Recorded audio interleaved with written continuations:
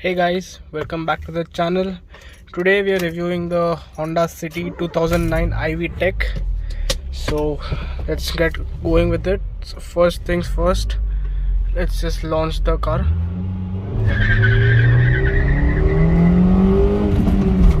And as you can see, tons of wheel spin.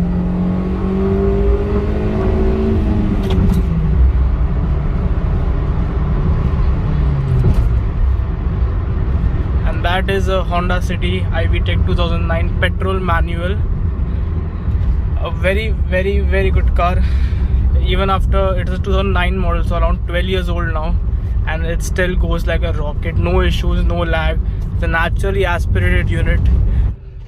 So as I was saying, this car produces around 118 horsepower and about 146 Newton meters of torque, and it's a very fun to drive car. The steering wheel is excellent, like it's very direct, very feelsome, and the Honda steerings are just way better back in the day. Very direct, and you get absolutely the feel of the road with this steering wheel.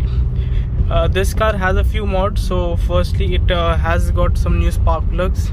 It also has an aftermarket exhaust, and it sounds amazing. It's a resonated one because we had an unresonated one before this, but the drone sound is too obnoxious for the car. And it's a 5-speed manual, as you can see.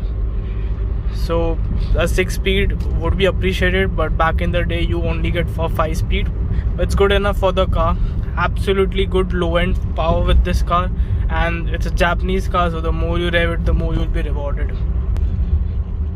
But the top end is the absolute peak power of the car. It's very nice. The VTEC absolutely kicks in, but again the low end is kind of okayish. But it's a naturally aspirated car, so it doesn't really. So as I was saying, it's a naturally aspirated engine, so it's a very rev happy engine. So any gear you can just floor it and it will rev it up. Really nice.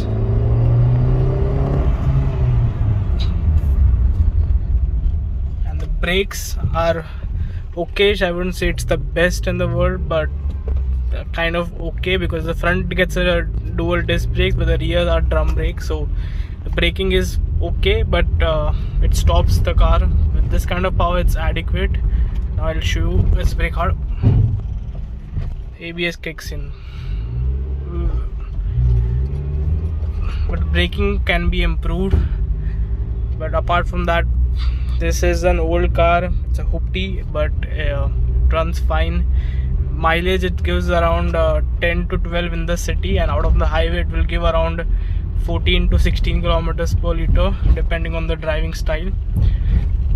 And the suspension is soft on this car, so on higher speeds, yes, it gets really bouncy. So anything above 160 is outright dangerous in this, but this car can do upwards of around 180. So around 190 200 is where this car has been, but it gets really unstable at those speeds, so I wouldn't advise you to drive it at those speeds. But apart from it, it's a great car, and if you're looking to buy it second hand, it is a great buy. Just floor it right now.